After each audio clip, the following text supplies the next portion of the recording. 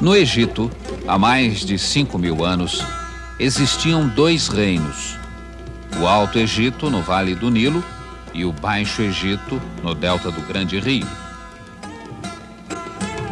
Com a unificação desses dois reinos, em torno do ano 3000 a.C., inicia-se a Era dos Faraós e, ao mesmo tempo, começam os tempos históricos.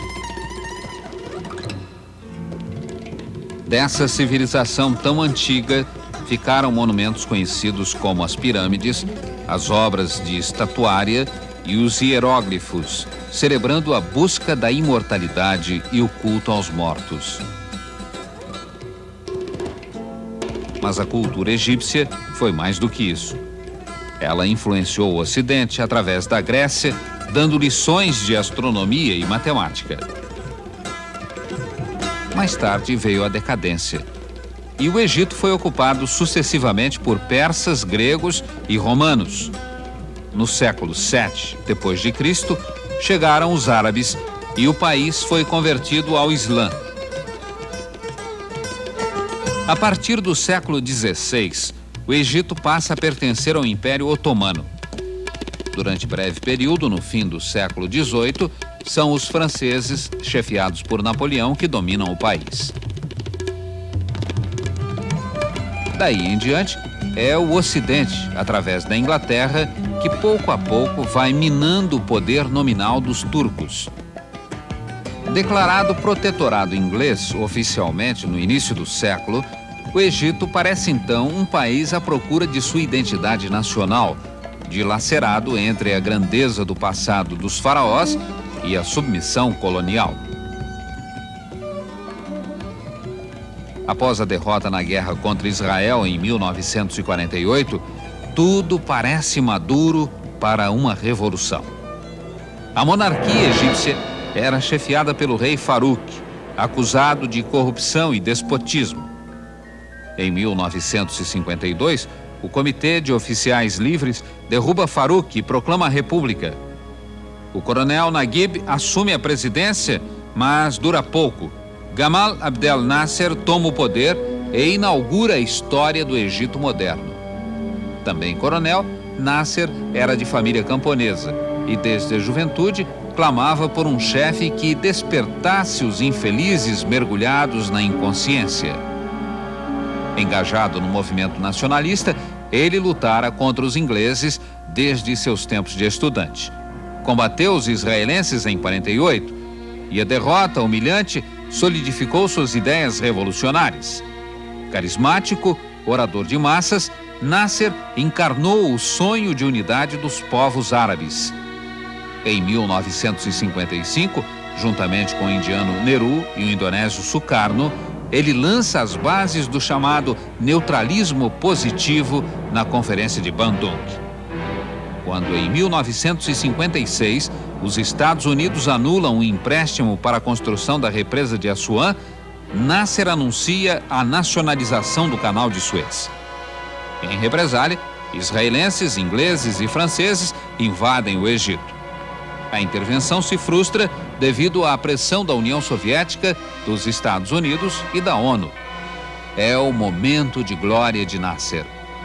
Considerado líder de todo o mundo árabe nos anos seguintes, ele reforça seus laços com a União Soviética, que acaba financiando a represa de Assuã.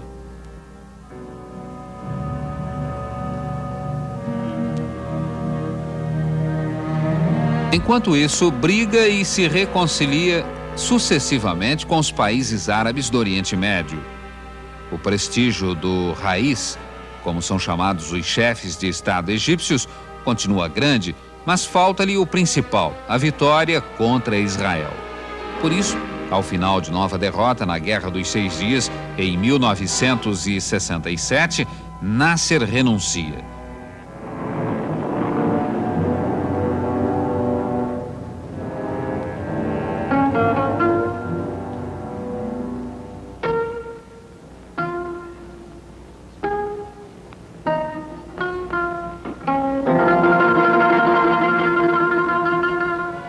No dia seguinte, após uma grande manifestação pública, ele recebe plenos poderes para restaurar a potência militar egípcia e jura nunca cessar a luta contra Israel. Cada vez mais próximo dos soviéticos, Nasser tenta resolver as difíceis divisões internas do mundo árabe. Nasser morre do coração. Seu enterro, seguido por uma multidão imensa e exaltada, testemunha a força de seu prestígio, embora a maioria dos problemas do Egito permanecessem sem solução. São velhos problemas que continuam até hoje, e alguns remontam ao Egito Antigo. Desde esses tempos, a natureza exerceu um papel preponderante. Apenas pouco mais de 3% do território são de áreas cultiváveis. O Vale do Nilo, o Delta do Nilo e alguns oásis dispersos pelo país. 99 em cada 100 egípcios habitam nessas áreas. O resto são desertos, onde vivem 100 mil beduínos. Por isso se diz, repetindo o historiador grego Heródoto, que o Egito é uma dádiva do Nilo, único rio do país. Quando Nasser iniciou em 1960 o projeto da gigantesca represa de Assuã, o objetivo era transformar a face do Egito. Com uma capacidade de 10 bilhões de quilowatts, Assuã iria gerar energia para projetos industriais e irrigar as terras estéreis do deserto. Graças à represa, a área agricultável do país aumentou em 1/3. Mas alguns desses benefícios foram enganadores. Ao longo dos canais de irrigação, começou a surgir uma camada branca. É o sal do solo do deserto que vem à superfície.